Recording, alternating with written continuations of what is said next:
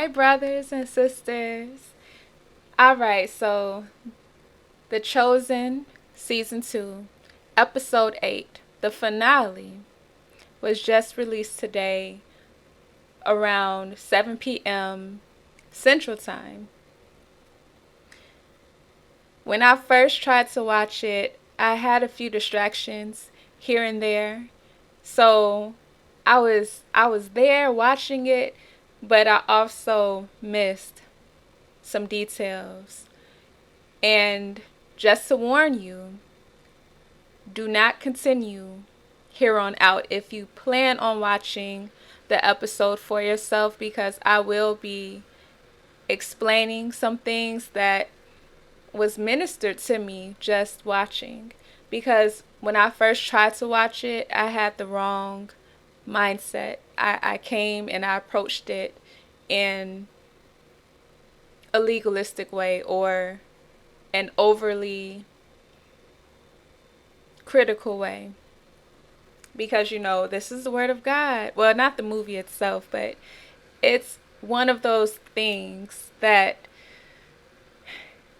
is bringing to light on a big platform the things of God. And honestly, they are doing well. It's just my personal issues of seemingly just running into heretics all the time, and you just fall in love with something like a sermon, or you just really appreciate certain preachers and professors, and you find this relatability with them, and all of a sudden it's like a bomb just drops down on you, and it hurts your heart when you find out that they don't even have the right doctrine, or if they do have the doctrine that Jesus is the Son of God, who died on the cross for our sins and was buried and rose from the dead on the third day.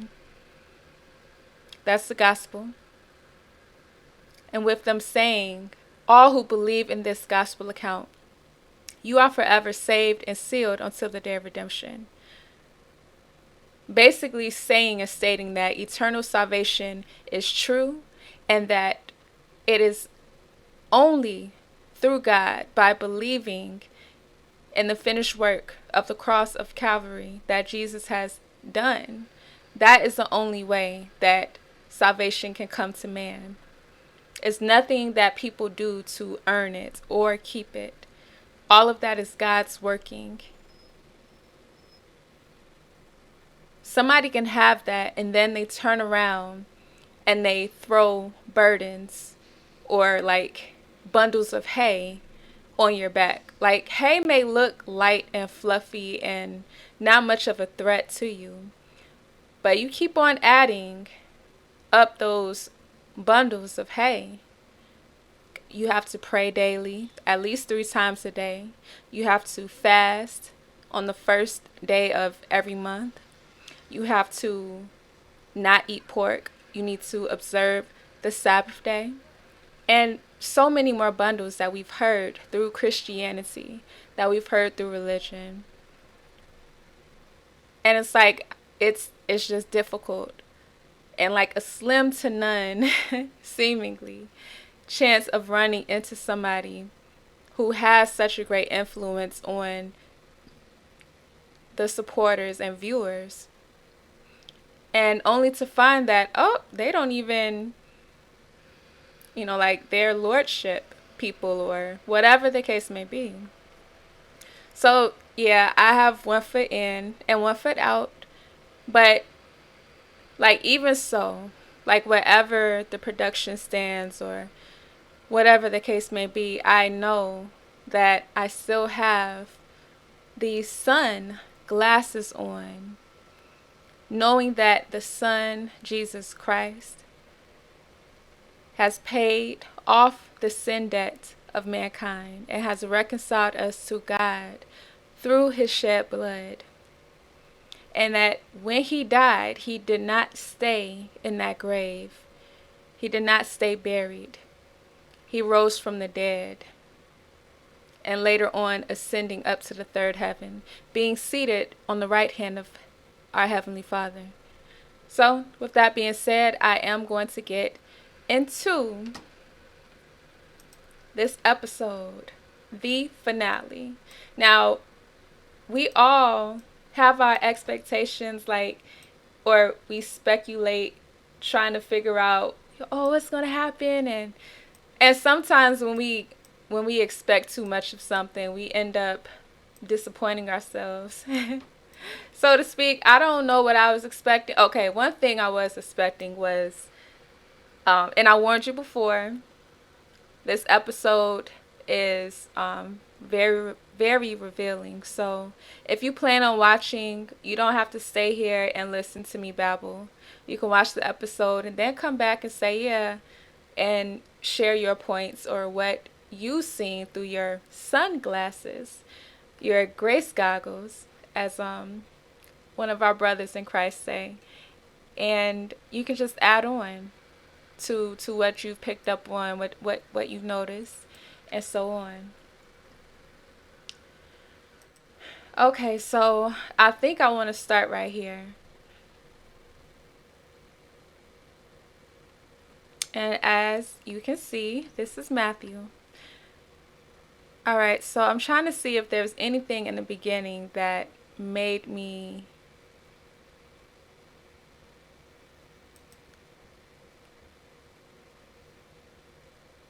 want to talk about it. Oh, did they remove it already? They shouldn't have. It should still be up here. Okay, so I'm just going to move it to a scene to where you see both of them, or all three of them. Okay, so you have three people standing here in like a dessert place. Did I say dessert? In a desert place. I'm kind of hungry, okay? So we have these three men out here, and they are conducting business in their Jewish fashion, I suppose. And it's like a sly clue or introduction leading us and causing you to question, who are these people? Which is which? You start to hear the language that these people are speaking with this man. So the characters of question are these two gentlemen right here, you know? Got this tall, roughly looking guy. He looks pretty I don't know, just straightforward and tough. And then you got this guy right here. You know, he looks harmless, and he looks meek and relaxed. You know, he's just chilling. So yeah, you have that going on. And then we get the intro song that so many of us love and adore. Okay, and that's not the part I was trying to get. But right here we have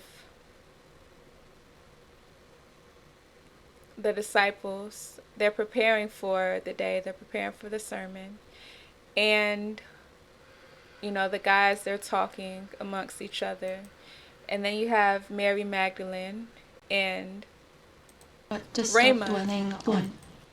And Rama, I believe. So Rama, I think that's her name. She's reading a passage from the Psalm of David, I believe. And Mary is her, you know, teacher or helper, because it's been a prayer that's very close and very intimate to Mary. And if you've seen previous episodes, she has memorized the prayer in her times of deep desperation. So she has really sat and meditated on this. So when I first saw this, I was wondering what she was writing, because it seemed like she wasn't really showing a lot of attention to Rama, like during this one-on-one. And I say that because in the other, which I think it was episode 6, when they came across the demoniac came to their camp, came to their area, and Mary was just struggling in that episode, and it struck a chord with so many people. They was just afflicted with the fact that Mary, quote unquote, backslid, which is not a biblical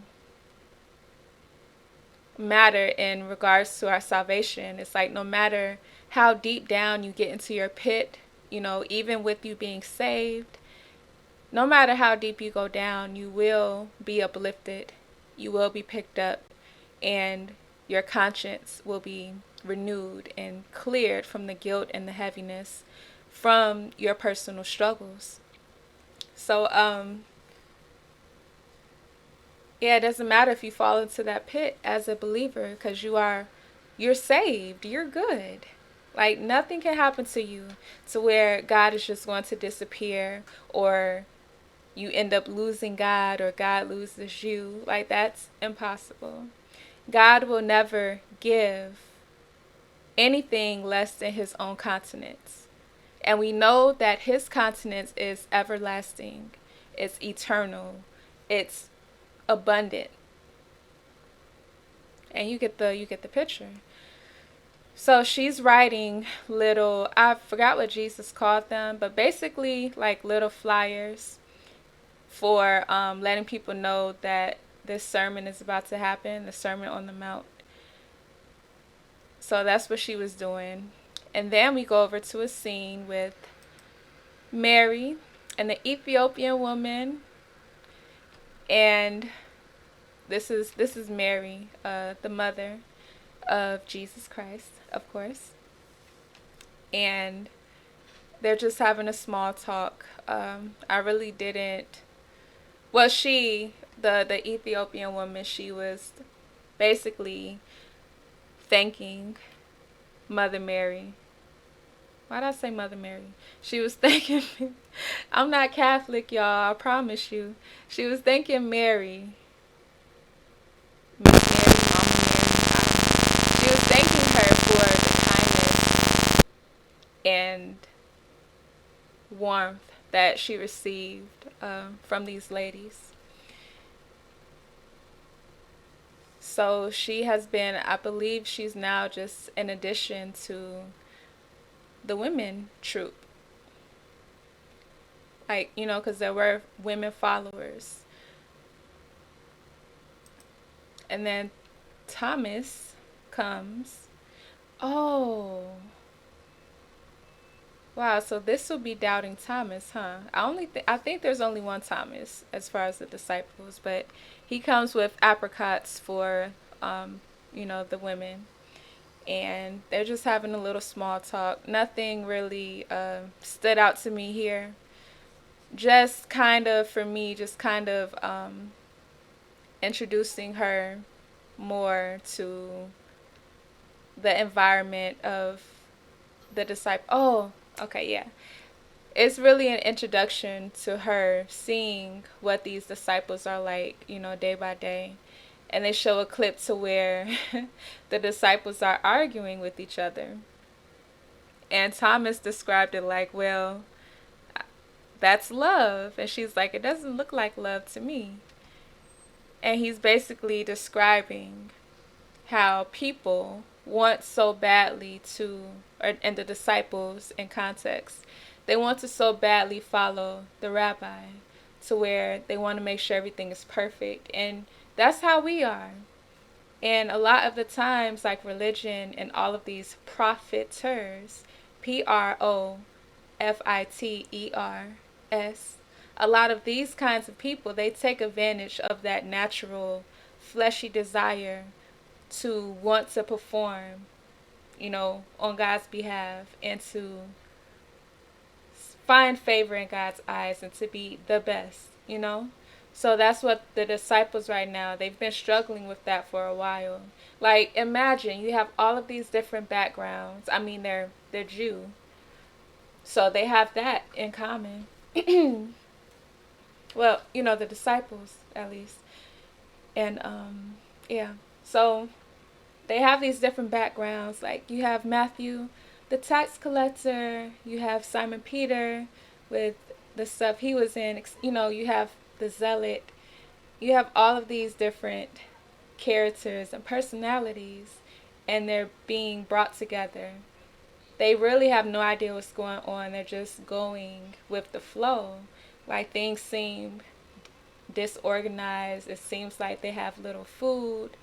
So all of the human concerns that we have as people, like they're struggling with this, and they probably expected following the Messiah to be a completely different experience. And I know if I was born into this time, I would have felt the same way. I would have been complaining a lot. Like, especially the bugs, like, oh my goodness, like, I would have been complaining about Jesus. Like, look, Lord, like, I can't do it with these bugs and stuff out here. Like, so I'm thankful that I am a millennial baby, and he birthed me into this world in 1993. So that's fine by me. He knows what he's doing, and so we can relate with the disciples on in that matter. So she takes the apricots to the other ladies, and yeah. So I don't want to play it because I don't want to get in too much severe trouble. So the next scene, it shows us these two gentlemen talking with each other, and they're talking about money or how they're handling their business. One guy is against it, is against the scheming, to gain more money. And the other guy is promoting it. He's like, yeah, yeah, it's cool. This is business. And he's describing, like, how people just get so consumed and drunk off of the illusion of being wealthy and having this power. Even people like King Caesar. And he states that there's only one king, and he's the king of the heavens and the earth. And he's like, yeah, yeah. He's being all sarcastic and, like, just a narc, basically. Really ugly persona. And he's just like, I'm not feeling what you're doing. And he's the apprentice. And he's some big shot, at least in his mind. And he wants, like, a get rich quick kind of a system. And he just wants to be set. So, getting this far, that looks, I don't know why, but right here, this face looks like the pictures, the paintings of Jesus. And I'm not saying that's what Jesus looked like, because we don't know. And that doesn't matter, because Jesus is not a message of skin tone. He is the Word of God manifested in the flesh. So, Word of God first, flesh next. And yeah, that all that petty stuff of what he looked like, how long was his hair, how thick was his hair, was he, handsome, or was he, like, ugly looking, like, it doesn't matter. What matters is the spiritual intention and principle in what he presented and said. So that's basically that of their conversation. So, and forgive me, you all, I forget the names of these three, but they were sent off. I think earlier somebody says, like, Theodis or Theodis and Simon the Zealot, and another one. Let me see. Like, so for me, some of the disciples are more noticeable, like Matthew and Simon Peter. And I noticed Philip, like, I just love his nature. Andrew, like, I know of them, but, like, Theodis or Thaddeus, and I know Simon the Zealot, but I think there's just like one or two disciples that I'm like, what are their names? What's their name? And it's nothing against them. It's just sometimes the scenes move kind of fast, and you know it feels like the name is kind of skipped over for the disciples who don't really have as much screen time. And I know it's not done on purpose or anything, but I mean, even reading the scriptures, like Simon Peter just stands out. So it's understandable that he's just like so recognizable. And yeah, so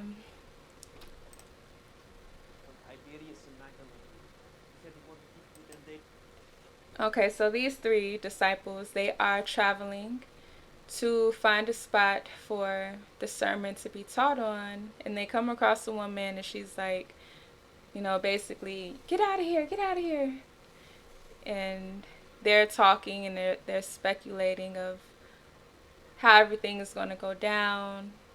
Is this the right spot? And so on and so forth. So that is that.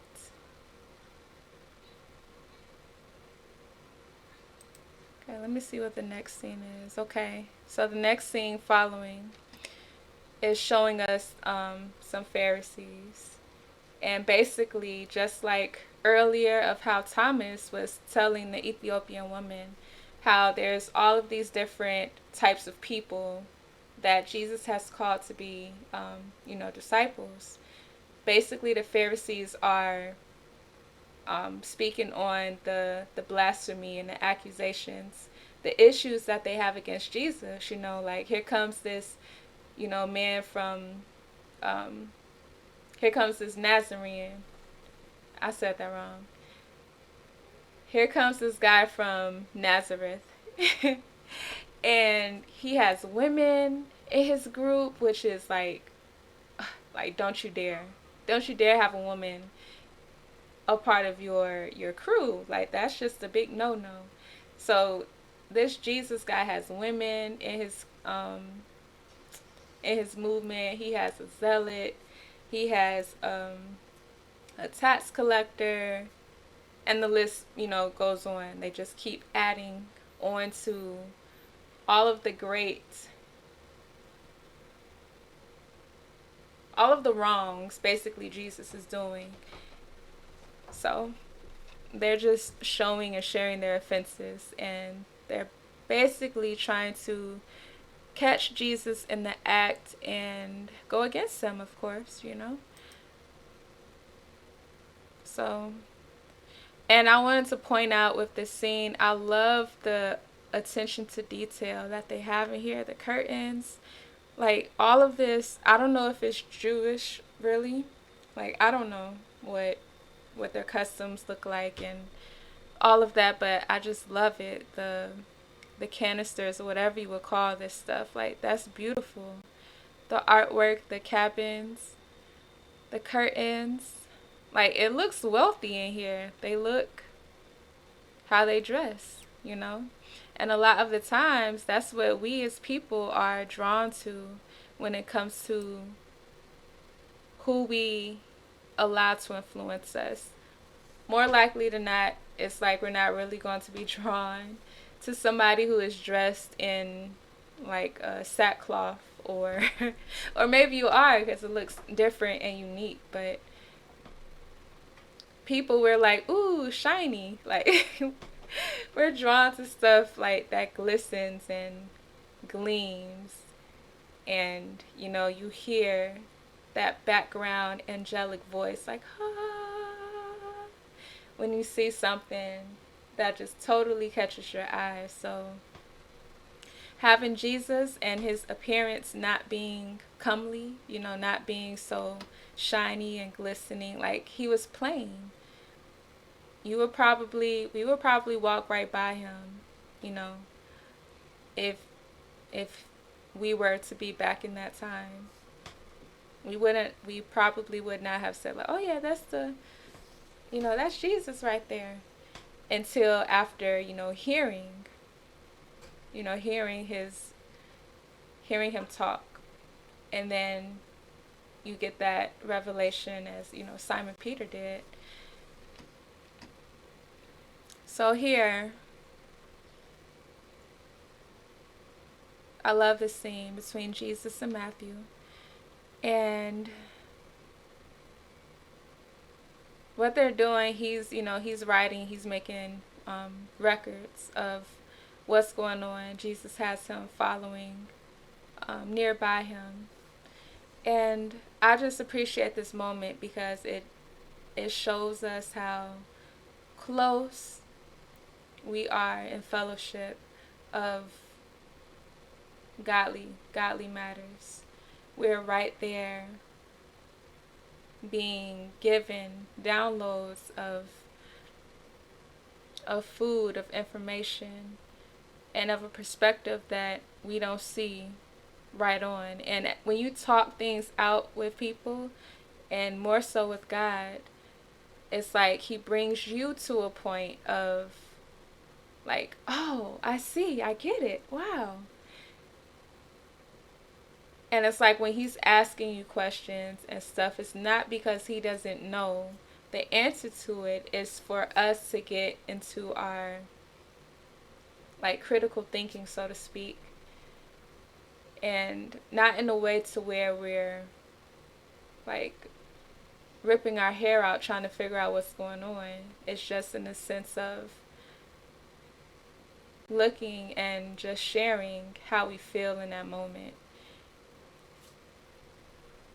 So they are in a place to where, Jesus is looking down at the disciples and the women down at the camp, and that's an adorable picture. Oh.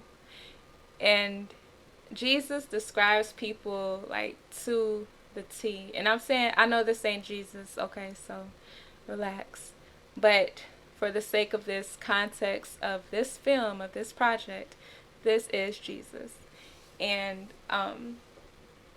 he describes that because Matthew is concerned about the togetherness of the disciples. He's like, expressing like they're not really, I hope they can work together because it's difficult for us to agree just on one thing. And that right there is how everything built by man or set up by man fails. Like the Tower of Babel, for example. It cannot stand because it has no foundation. There is no point of agreement. There is no bond.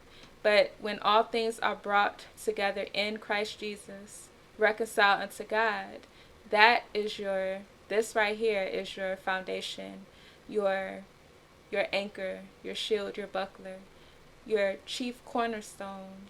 This is what upholds us. Yes, we all come from different backgrounds, different tongues, different ethnicities, nationalities, kindreds. We have all of this stuff, but the togetherness, the unity is because of the blood of Jesus Christ. The testimony that all of us hold.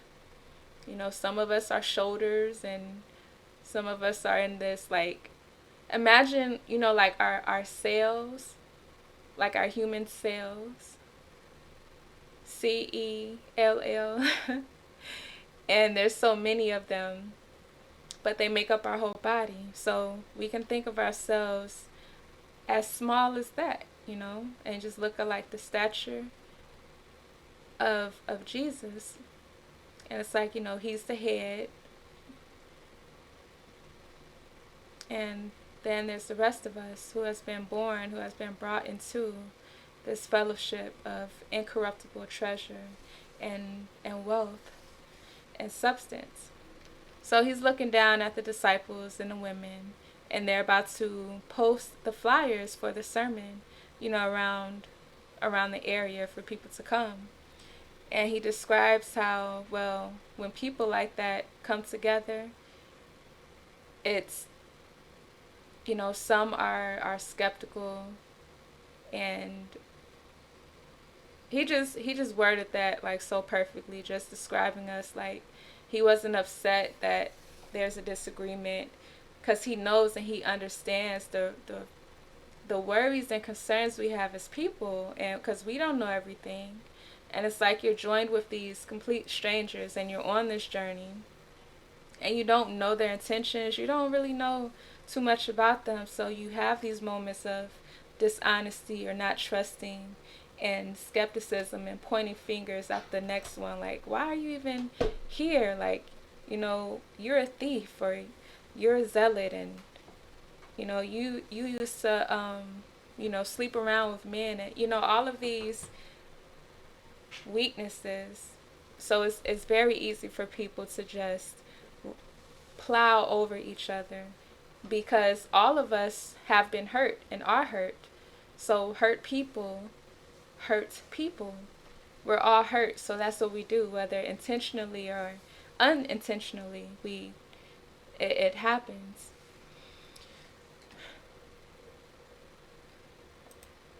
So they're going over. Jesus asked him, "What is Matthew most drawn to?"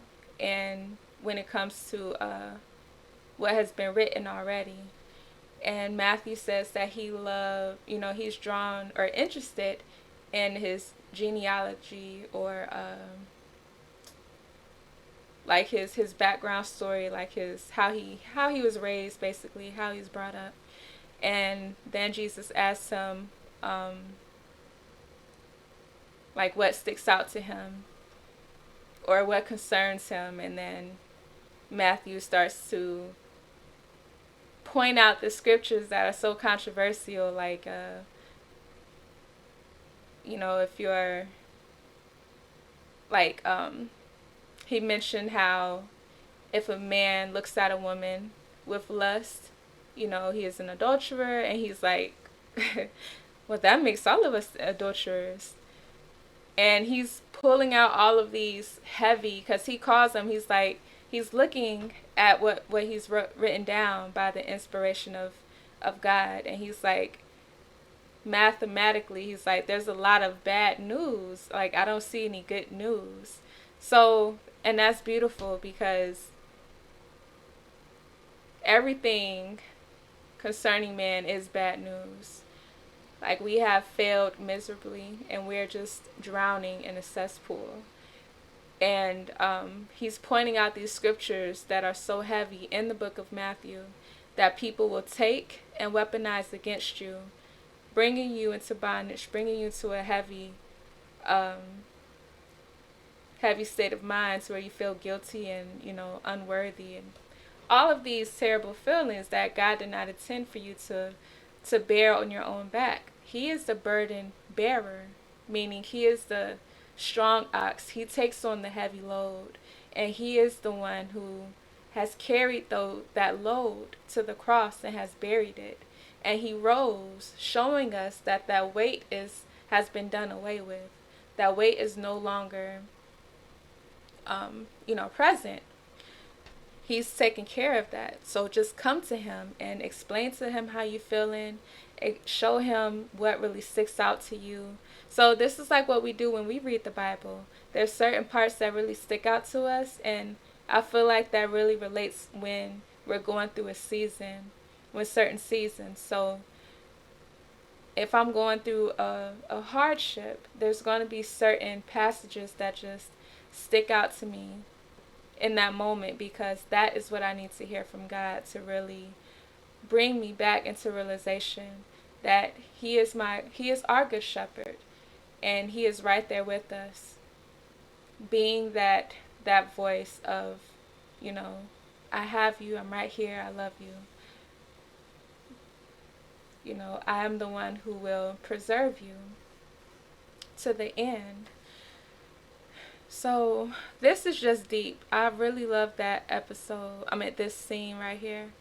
It's so much that was said, between them, but I just wanted to point out the intimacy in, their dialogue. So I can't cover everything because we will be here for about 2-3 hours. So after that scene, we have this is a guy who has a piece of land, and these two are the disciples. So what's the curly haired one? Well, I call him curly hair, like nobody else has curly hair. I forget his name, but these are the disciples of Jesus, and the other one is with them too. He's just not in the frame. So they're about to make a deal to get some land, and then that's when two gentlemen step in and like negotiate for them. uh,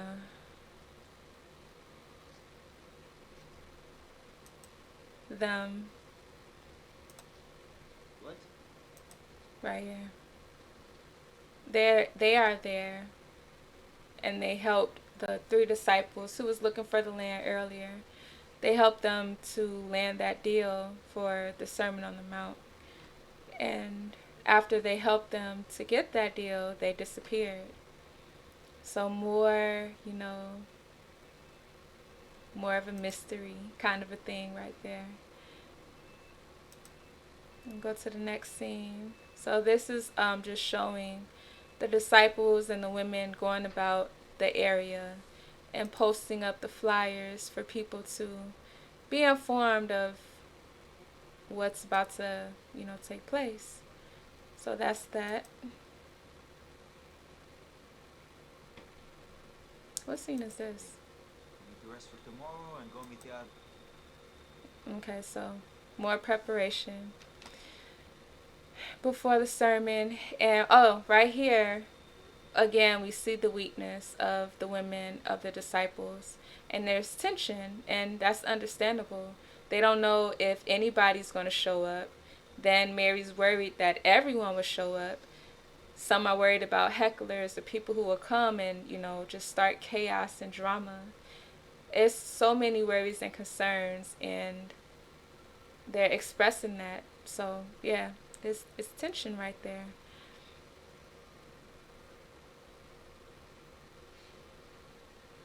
They don't know what's happening or what's going to happen. They are just in the moment. And that's all we can do as children of God right now. Just be in the moment.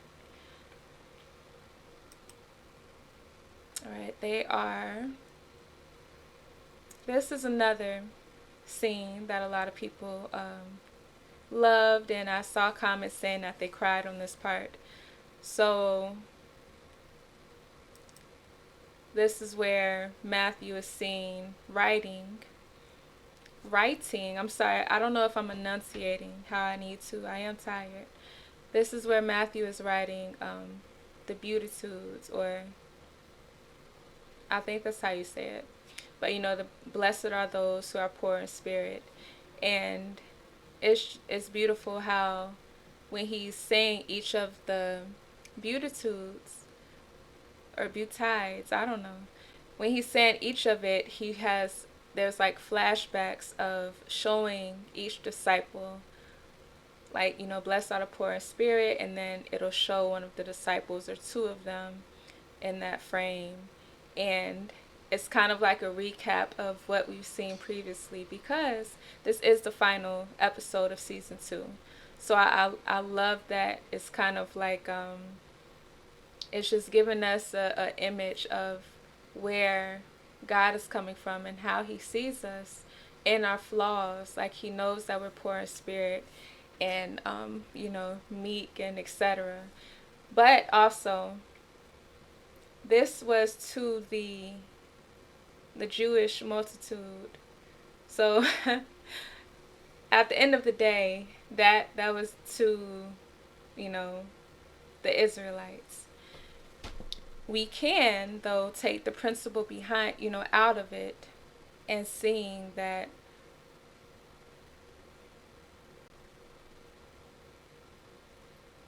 God has blessed us through his son, Christ Jesus. And that is where all of the wealth and, spiritual benefits come from. So yeah, you just gotta watch it.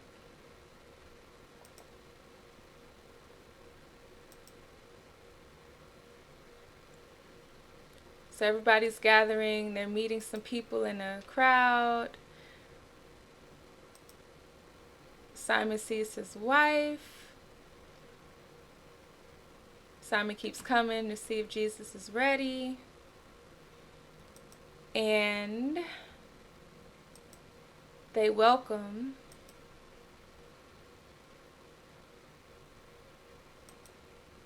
sorry, those are fireworks if you hear some booming in the back.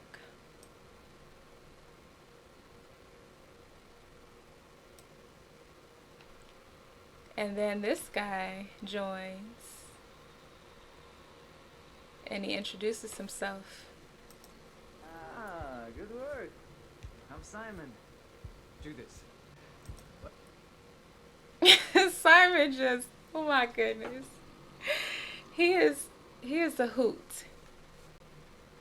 Like just reading about Simon, like I just like adored him. I don't know why. And then seeing his portrayal of Simon is just perfect. But yeah.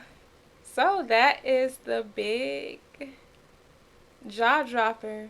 Because for me, I thought it was the big dude that was Judas, but if you look at him, yeah, like the enemy does not come to us with this big boogeyman scary face. He's subtle and he pretends to be, you know, for your good, for your benefit, you know, like a humanitarian type of a, character. And it's like he doesn't seem harmless or anything, you know.